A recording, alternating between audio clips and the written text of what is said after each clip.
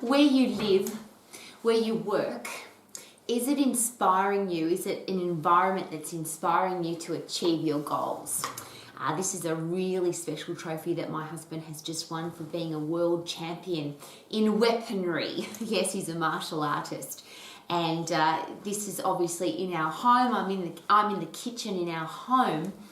And I'm asking the very personal question because every single day people share with me some of the stuff about their life that they don't like.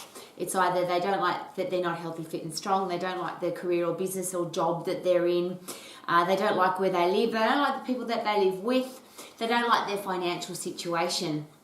And of course the entire MAX program from the MAX International Colleges is designed to make sure that you, me, all of us have those 4 areas of our life absolutely sorted. So we're healthy, fit and strong. We know how to stay that way for the rest of our lives, and we can help other people to do that, whether it's our family, our friends or our clients.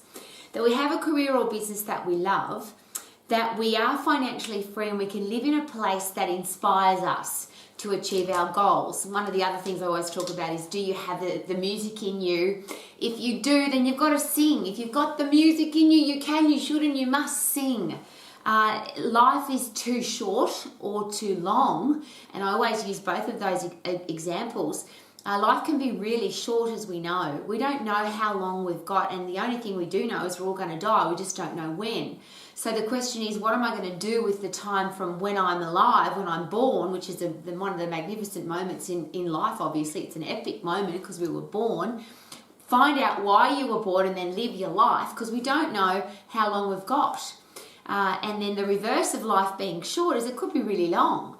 And imagine living 80, 90, 100, 120 years and you're doing something that you don't love to do. Imagine waking up every day, 5 days a week, 48 weeks of the year, 50, 60, 70 years of your life, and you're stuck in some horrible job that you don't like. So are you healthy, fit and strong? Do you have a career or business that you're really passionate about, that you love, so you wake up every day doing what you love?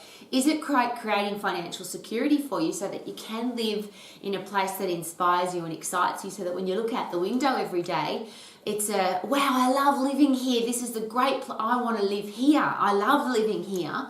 And then the people that you live with, the people that you invest time with, the people that are inspiring you, or are there people in your life who are not inspiring you? They're not holding you accountable. They're not excited about the things that you do. So that's what the MAX program is all about. But isn't that what life's all about? Imagine if you live your life where you are healthy, fit and strong, you have a career or business that you're passionate about, you are financially free, so money's not controlling your life, and you have great people in your life.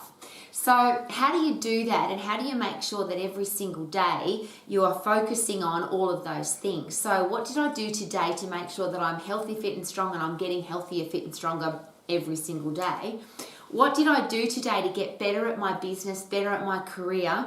Do I need to change my job? Is it time right now? And depending on what time of the year it is, whether it's your birthday or Christmas or New Year, or it just could be a wow day Wednesday or a magical day Monday. Is it time to look back and say, I haven't enjoyed my job, I haven't enjoyed my life, I don't like the career that I'm in, I don't like the business that I'm doing, I really want to go into the future doing something that I'm really passionate about. And the interesting thing about that, people share with me, I can't have a business, or I'm not good enough to be a doctor, or I can't sing so I can't be a rock star, or any of the things that we often talk about as something I want to do, and then we say, but I can't, but I can't. But I can't. Well, of course, if you say I can't, you'll never be able to do it. How could we go against our own brain space? So instead of saying I can't, if you really don't want to have the job or business that you've got now, or you've looked back and gone, oh, I hated my job or my boss or whatever, I have to do something different, wouldn't it be could it be a really good opportunity to say, how can I? And doesn't matter what career path you talk about, choose, what business you want to go into, and even if it's something brand new that's never been done before. So number one, if it's been done before, of course you can do it. It's just a matter of how. And then you ask that great question, how can I? If it's never been done before, obviously everything that's ever been achieved was once considered impossible. And I share this every single day. When I started in the exercise profession, there's a few things that were impossible. Number one was personal training. It just didn't exist for a start. And even as people started to talk about, getting paid to train somebody one-on-one, the entire, and I would call it an industry back then, it was just like, well, that's impossible. No one's ever going to have a personal trainer. No one's ever going to pay somebody to train them. Well, now it seems the opposite, where people are saying there's too many personal trainers and you can't make any money from personal training. Well, isn't that interesting? I agree. There are probably too many average personal trainers, so don't be a personal trainer. Become a top-level exercise professional, be a top-level personal exercise coach, and do it differently to what everybody else is doing. Can you see how simple it is? Whatever somebody said is impossible becomes possible, then it becomes normal, and then you have to do something different because it's been done already. So rather than it can't be done, how about how can I? So personal training was impossible, it was never going to happen. 24-hour gyms, that was a really interesting one. The concept was floated and it was laughed at. And I remember going to conferences, international fitness conferences, where the top people in the profession were saying there's absolutely no way that 24-hour gyms are going to work. How can you not have something, like you can't just let people swipe themselves into a gym. You can't have a gym that's not manned 24 hours and it's too expensive to have it manned and people will draw on the walls and it was just, it can't happen. Well, now, again, like personal training, there's a 24-hour gym on every corner, and gyms that weren't 24-hour gyms have become 24-hour gyms because everybody else is doing it. It's become, what was impossible becomes normal, then becomes average, and now it's like, to be different, you're not going to be a 24-hour gym, you're going to be a boutique, 5-star, high-service gym that isn't open 24 hours. It's like a really interesting process. Another thing that was impossible when I first started in the exercise profession, and particularly, I remember this very clearly, was boxing classes. Boxing itself was a sport for men. It was vicious and nasty and dirty. Women would never do it, and it was never going to be popular. It was just for boxing gyms and for people that did boxing. I remember on my honeymoon with K-Man, because he's been a professional kickboxer and he's a world champion martial artist, and he suggested that a really cool way for me to exercise would be to do boxing. And I think we've been married 25 years now, and I remember that on our honeymoon I said, I'm not boxing, women don't box. He just said, well, give it a go. So I just started with just punching his hands. By the end of our honeymoon, I was punching thongs, rubber sandals. And by the time we got back from our honeymoon, he bought me a set of boxing gloves, which I still have and I box with every day. And boxing has not just become a normal part of exercise, but there are now personal training studios that just specialize in boxing. There's boxercise classes, there's boot camps that only do boxing. Women do boxing and it's awesome. And I'll use my mother as an example. When my mother was diagnosed with advanced osteoporosis, we bought her some boxing gloves. She started boxing and she loved it. And if you've ever watched women who've never boxed before and then they start boxing, it's like this. It's men. It seems that men have the ability to do aggressive sports and women have been held back a little bit from it. My mother absolutely loved it. 74 years of age. At 80, she had heart surgery. And the very first thing she said to the cardiologist when she came out of her heart surgery, she was in hospital. One of our Max exercise professionals had bought her a new set of boxing gloves for when she came out of heart surgery. And the first question she asked the cardiovascular surgeon was, when can I start boxing again? You should have seen his face. He kind of stepped backwards and went, well, nobody's ever asked me that question before.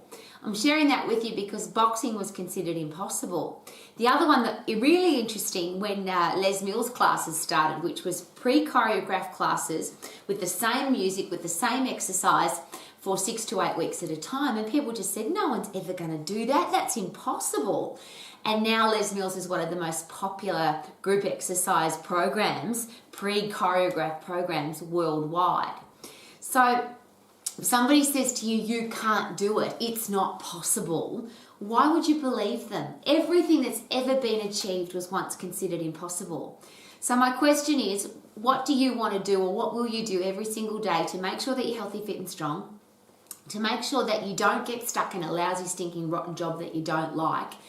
Why would you work for a boss that you don't respect? Why would you sell a product or service that you're not proud of? Why would you do something for a short period of time or a long period of time that isn't going to add massive value to your life? What will be your gold medal? What will be your world championship trophy for your career path or your business? What do you need to do to make sure that every day you wake up striving for,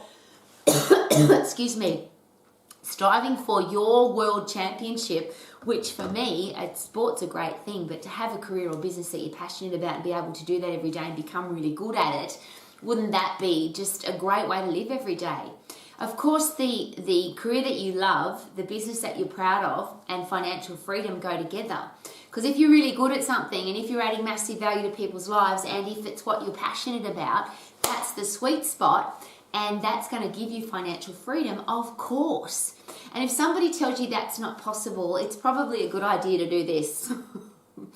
Why would you listen to somebody who says that to you? There are just millions, literally millions of people in the world who were told you can't, it's not possible, you're too tall, too short, too fat, too skinny, too old, too young, too inexperienced, too experienced, whatever it is, and they've gone and done it anyway because it's possible. If you decide that you're going to do it, of course it's going to be possible.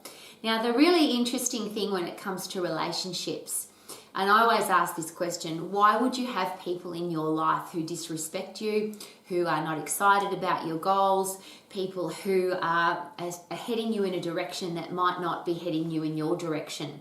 And I always use the example of behavioural scientists who suggest that it's a really, really good idea to invest time with people who are going to make you better. We're influenced by the people that we invest the most time with and or the people we waste time with.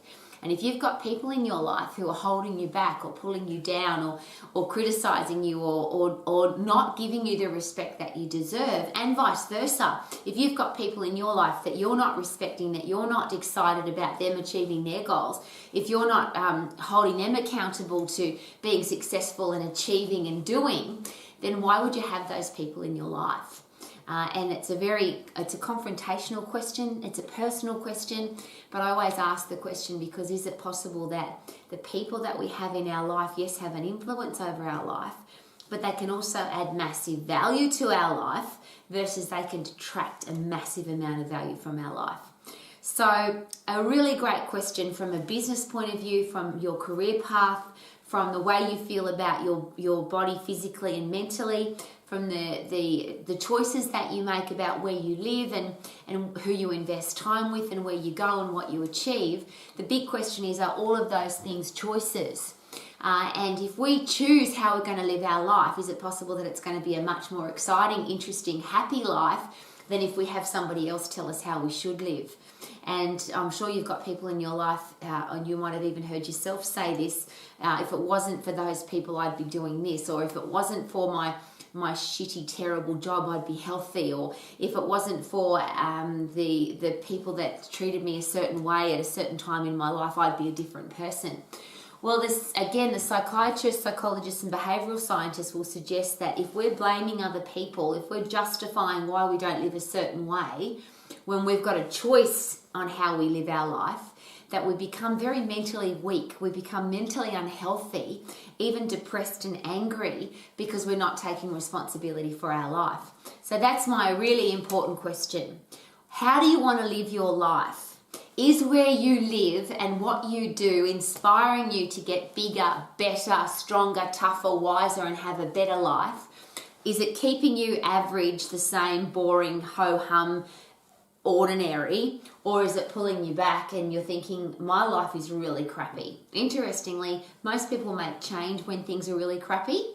Most people where their life is average, everything's okay, they don't make too many changes.